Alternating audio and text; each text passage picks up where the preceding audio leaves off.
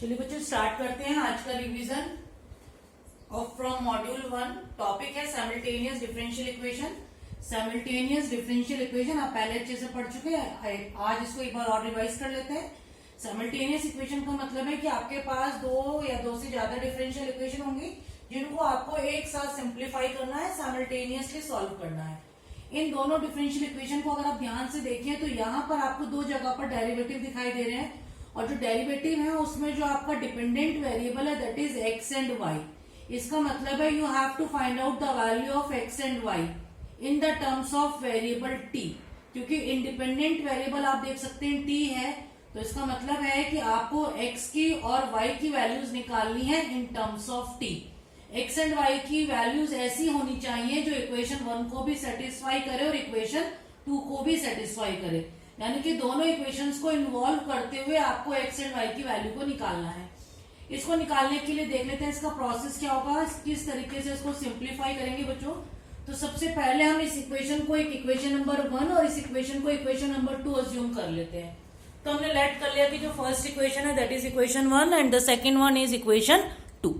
अब क्या करेंगे, सबसे पहले हम इसको सिंबॉलिक फॉर्म में लिख लेते हैं और यहाँ पर हम बता देते हैं कि डी अपॉन डी टी को हम लोग डी से रिप्रेजेंट कर रहे हैं। तो ये बनकर आ जाएगा आपका dx plus 5x minus 2y is equals to t. आप देख सकते हैं क्योंकि t हमारा इंडिपेंडेंट वेरिएबल है तो इस पूरी साइमल्टेनियस इक्वेशन के लेफ्ट साइड पर x एंड y वेरिएबल्स होने चाहिए यानी कि डिपेंडेंट वेरिएबल्स, और राइट साइड पर इंडिपेंडेंट वेरिएबल्स होने चाहिए दैट इज t। तो आप देख सकते हैं कि t यहाँ पर लिखा हुआ है और यहाँ पर 0 कोई वैल्यू है। तो अगर आपके पास इस पूरी इक्वेशन में x एंड y सारे लेफ्ट साइड पर होने चाहिए और इंडिपेंडेंट वेरिएबल t सारे के सारे राइट साइड पर होने चाहिए, तो ऐसे कर ये इक्वेशन बनकर आई है। इस इक्वेशन को थोड़ा सा सिंप्लीफाई करते हैं और इन दोनों में से x को कॉमन ले लेते हैं, तो ये बन जाएगा d plus 5 into x minus 2y is equals to T.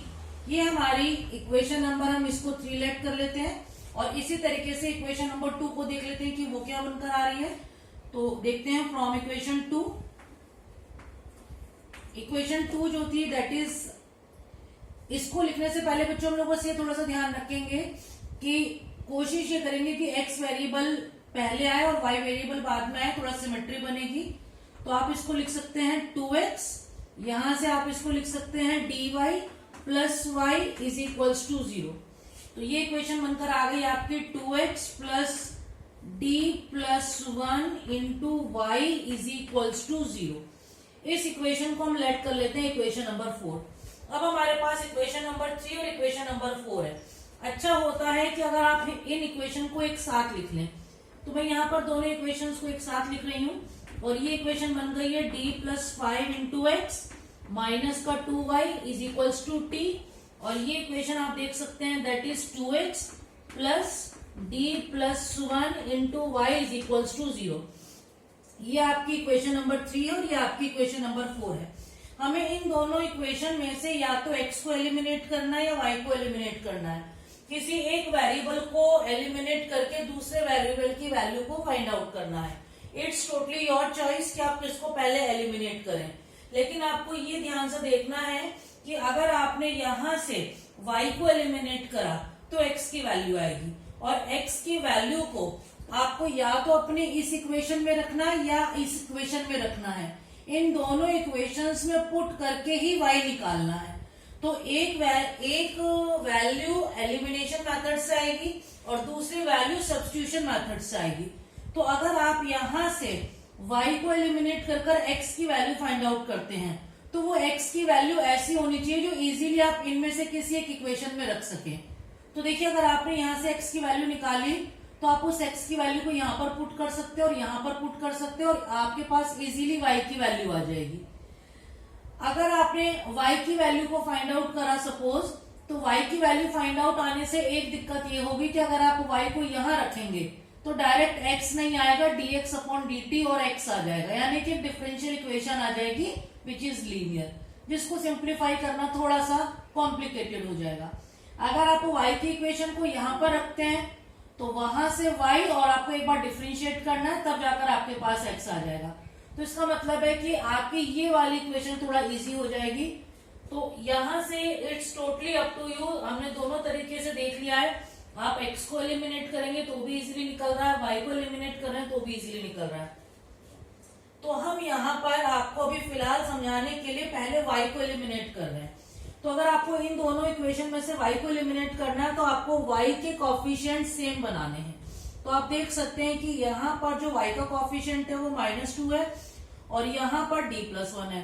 तो इसका मतलब आपको ऊपर वाली इक्वेशन में d+1 की और इधर वाले में 2 की मल्टीप्लाई करना पड़ेगा, जिससे कि इसके कॉफिशिएंट सेम बन जाए। तो इस पूरी इक्वेशन में आपको मल्टीप्लाई करनी है d+1 की, और जो सेकंड इक्वेशन है इस पूरे में आपको मल्टीप्लाई करना है बच्चों 2 की, जिससे कि y के कॉफिशिएंट सेम हो जाए। और देखते हैं जब हमारी इक्वेशन क्या बनकर आ रही है।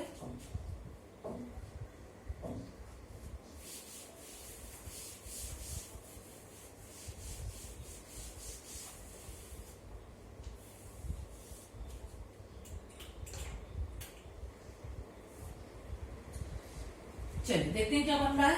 ये बन रहा है d+5 into d+1, d+5 d+1 into x minus 2 d+1 into y is equals to, यहां से आपके पास आ जाएगा d+1 इंटू t।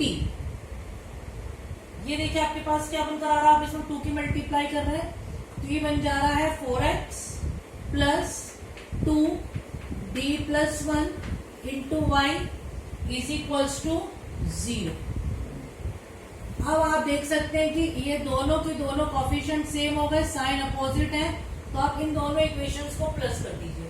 जैसे आप इनको प्लस करेंगे ये कैंसिल आउट हो जाएगा और यहां से बनकर आ जाएगा d+5 d+1 into x plus 4x is equals to d+1 into t. अब आपको बस इसको सिंप्लीफाई करना है और x की वैल्यू फाइंड आउट करनी है। इसके लिए जब आप इसको सिंप्लीफाई करेंगे तो ये आपकी इक्वेशन बनकर आ जाएगी d² plus 60 plus 9 into x is equals to, इसकी मल्टीप्लाई t को ओपन करते हैं, मल्टीप्लाई करते हैं और देखिए ये जो d है इसका मतलब है differentiation of t with respect to t। तो t का डिफरेंशिएशन 1 हो जाएगा और यहां से आपके पास बचेगा t। तो ये वैल्यू आपकी बनकर आ रही है दिस वन। आप देख सकते हैं ये जो इक्वेशन बनकर आई ये एक डिफरेंशियल इक्वेशन बनकर आ गई है। आपको बस इस डिफरेंशियल इक्वेशन को आइडेंटिफाई करना है। आप इस डिफरेंशियल इक्वेशन को चाहें तो दूसरे तरीके से भी लिख के दिखा सकते हैं। यहाँ पर जो कैपिटल डी है अगर आप उसको रिकॉल करें तो वो हमने d/dt अज्यूम करा था, तो ये बन जाएगा 6 dx/dt plus 9x is equals to 1 plus t. आप इस इक्वेशन को ऐसे लिखकर भी दिखा सकते हैं। आप देख सकते हैं ये जो डेरिवेटिव है इसका कॉफिशिएंट 6 है और ये जो डेरिवेटिव है इसका कॉफिशिएंट 1 है। ये इक्वेशन बन गई विद कांस्टेंट कॉफिशिएंट। और अगर ये विद कांस्टेंट कॉफिशिएंट इक्वेशन बन गई डिफरेंशियल इक्वेशन तो इसका आंसर होगा CF प्लस PI। लेकिन आपको ये देखना है कि CF और PI किसकी वैल्यू आएगी। इसके लिए आप देख सकते हो ऊपर वेरिएबल लिखा हुआ है x, इसका मतलब है x की वैल्यू फाइंड आउट करना है इन टर्म्स ऑफ t। तो यहाँ से x की वैल्यू आ जाएगी CF प्लस PI और CF और PI किसके टर्म्स में आना चाहिए, t की टर्म्स में। तो ये आ जाएगा इन टर्म्स ऑफ t। ये t के टर्म्स में वैल्यू निकल कर आएगी CF की और PI की।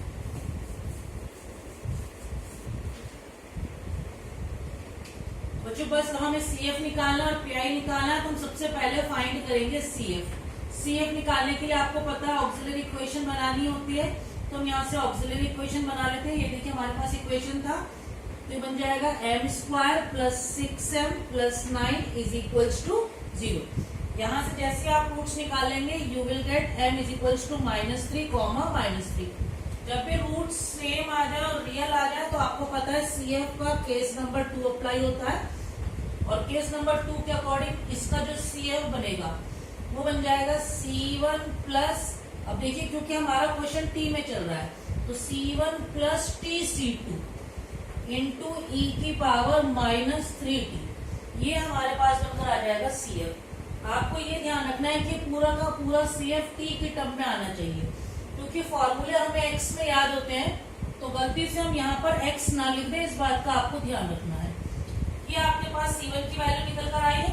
अब हम निकालना है PI निकालने के लिए हमारे पास है 1 + t।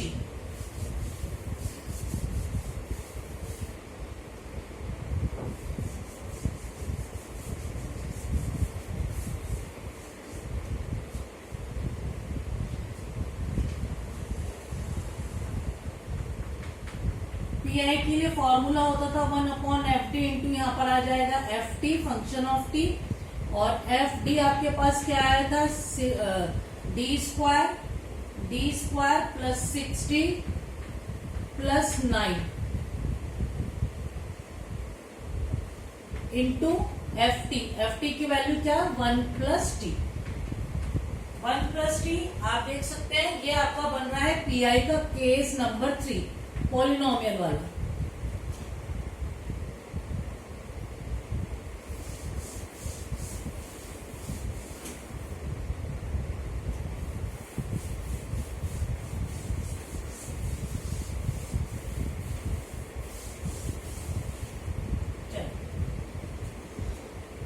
That is FT।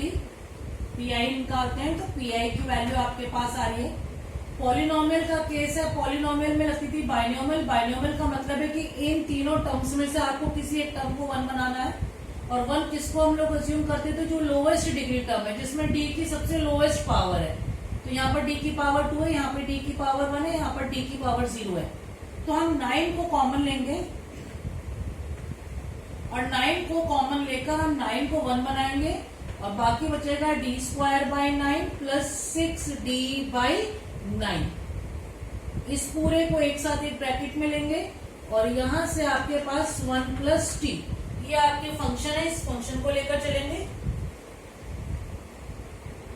इतना करने के बाद 1/9 इस पूरे फैक्टर को न्यूमरेटर में लेके जाएंगे टू अप्लाई बाइनोमियल थ्योरम।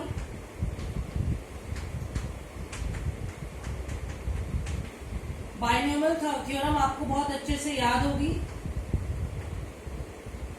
हमने बहुत सारे क्वेश्चन करे हैं बाइनोमियल के।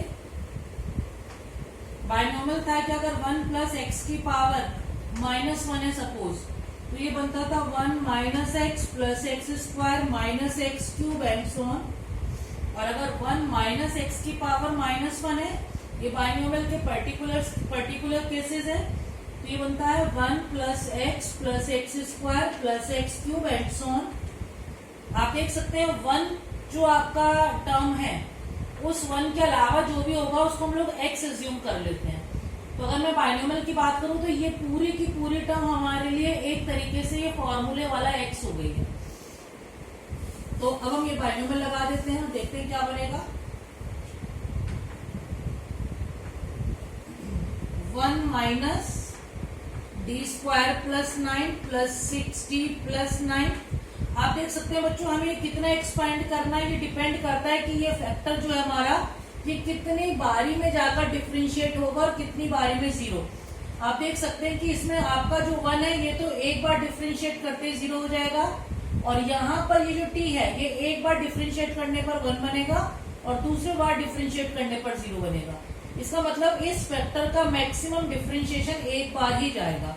तो हम यहाँ पर इसको एक बार ही लिख रहे हैं, आप चाहें तो लिख सकते हैं, लेकिन उसकी जरूरत नहीं पड़ेगी, क्योंकि ये पूरी की पूरी जो टर्म मैं लिख रही हूँ उस समय पर, ये पूरी 0 हो जाएगी। फिर भी हम लिख के दिखा देते हैं, उसमें कोई प्रॉब्लम नहीं है। ये 1 + t आ जाए, तो यहां से 1/9 1 + t के अंदर मल्टीप्लाई कर देते हैं,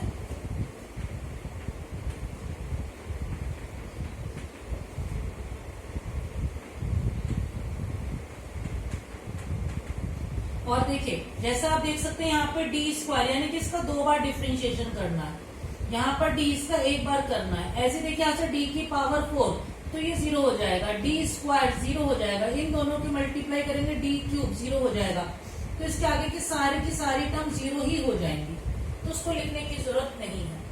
यहां से देखते हैं क्या बनकर आ रहा है, 1 + t चलिए इस पूरे का एक बार डिफरेंशिएशन करते हैं। तो पहले तो ये 0 हो जाएगा, एक बार करेंगे तो ये 1 हो जाएगा, दूसरी बार करेंगे तो 0, तो ये पूरी की पूरी वैल्यू भी 0 हो गई है। माइनस ये आ गया। अब इसका एक बार डिफरेंशिएशन करिए। जब d का डिफरेंशियल 1 का करेंगे तो 0, t का करेंगे तो 1, तो ये वैल्यू आ रही है आपके 2/3 बस। इसको सिंप्लीफाई कर लेते हैं। 1/9 1 प्लस टी माइनस 2/3। 1/9 कितना आ रहा है? 3 माइनस 2 दैट इज 1, तो t प्लस 1/3। ये आपका बच्चों पीआई आ गया है।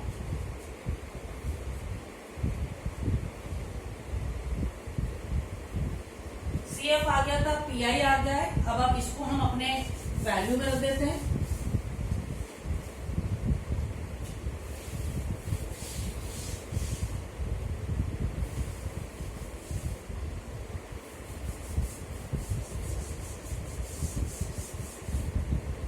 तो जो x निकल कर आया था वो वैल्यू आई थी CF प्लस पीआई। CF हमारे पास आया था C1 plus T C2 into ई की power minus 3t plus pi. Pi आप देख सकते हैं क्या आ रही है वैल्यू? 1/9 t plus 1/3। ये आपका आ गया x की वैल्यू। एक वैल्यू आपके पास आ चुकी है x, अब आपको निकालना है y। y की वैल्यू निकालने के लिए आपको पुट करना है। टू फाइंड y, नाउ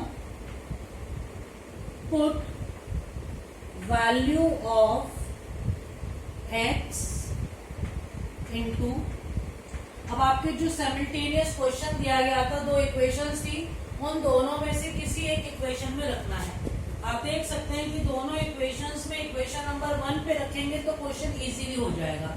तो now put values of x into equation number 1। और इक्वेशन नंबर 1 क्या थी, एक बार फिर से लिख लेते हैं। फ्रॉम इक्वेशन 1 देखते हैं इक्वेशन 1 क्या थी।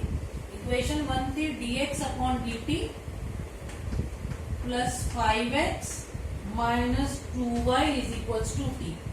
तो यहां से आपके पास y निकल कर आएगा, लेकिन उसके लिए पहले आपको क्या निकालना है? dx upon dt। तो यहीं पे लिख लेते हैं। वैसे आप इसको अलग से भी सिंप्लीफाई कर सकते थे, तो मैं इसको यहीं पे लिख देती हूँ। तो ये वैल्यू बनकर आ रही है C1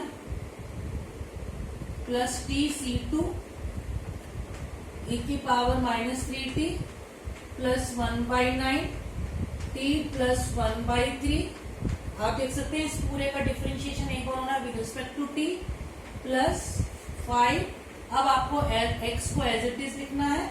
तो x की वैल्यू आ जाएगी C1 plus T C2 into ई की power minus 3t plus 1/9 t plus 1/3।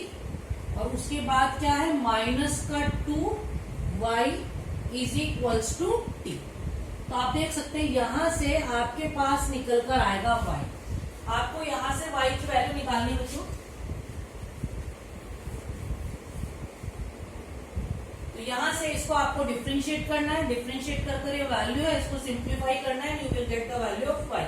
तो यहां से आपके पास जो y निकल कर आएगा वो y, इसको सॉल्व करने के बाद जो y निकल कर आएगा वो आ जाएगा C1 plus C2 t into ई की power minus 3t plus C2 upon 2 ई की power minus 3t minus 2/9 t plus 4 upon 27। ये बच्चों आपका y निकल कर आएगा। तो इस तरीके से आपके पास x की वैल्यू आ गई है और आपके पास y की वैल्यू आ गई है। इस तरीके से आप किसी भी साइमल्टेनियस इक्वेशन को आराम से सिंप्लीफाई कर सकते हैं। इंपॉर्टेंट टॉपिक है, definitely will get a question of 5 marks और 10 marks into the university examination as well as in the PUE। तो आप इसको थोड़ा सा प्रैक्टिस करेंगे। चलिए, I think it's enough for the day.